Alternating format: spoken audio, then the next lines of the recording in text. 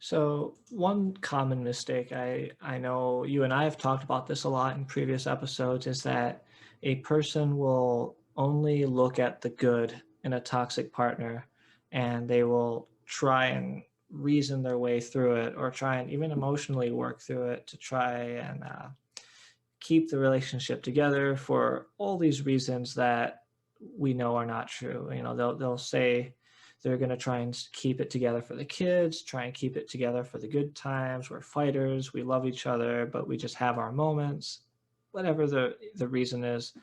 But they they're further digging themselves into a hole with this toxic person.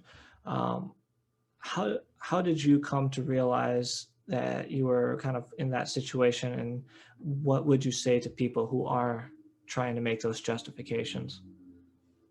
I think I think when you're in a situation like that of abuse, intimate partner violence, narcissistic abuse, sometimes you take it all on and you want to try and change. You're holding on to that one little good part of that person that you love or that you loved, and you're trying to change that person. And so you stay in the vortex of abuse. But if you can just realize that you cannot change that person, it gives you so much more freedom to let go.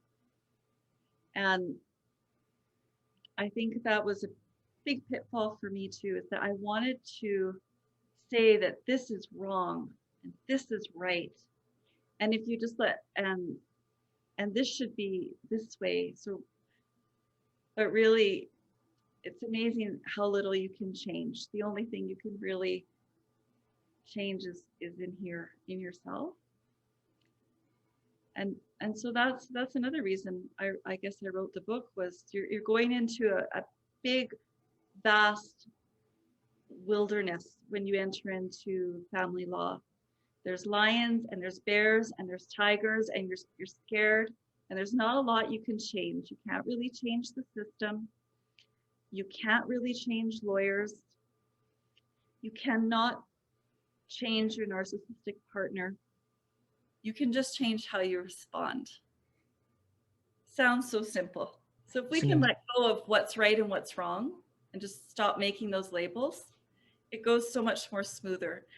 The other thing I learned at the very, very end was what you give power to has power over you. And so I kept giving my power away. And when you become conscious of that, you can begin to sort of take your power back. those are two very powerful insights, especially that last one. What you give power to has power over you. Yeah. And honestly, I see this as a theme. I was actually with a client this morning and I said, what was one thing that could just imagine that could just work out and just change for the better? One thing that could really empower you. And she said, if I could get my power back. And I imagine that first step to getting your power back is that awareness. And I really think your book will help promote that awareness and therefore help that woman who's going through through this high conflict divorce, and they'll be able to then walk through that roadmap that you've presented to reclaiming their power. Absolutely.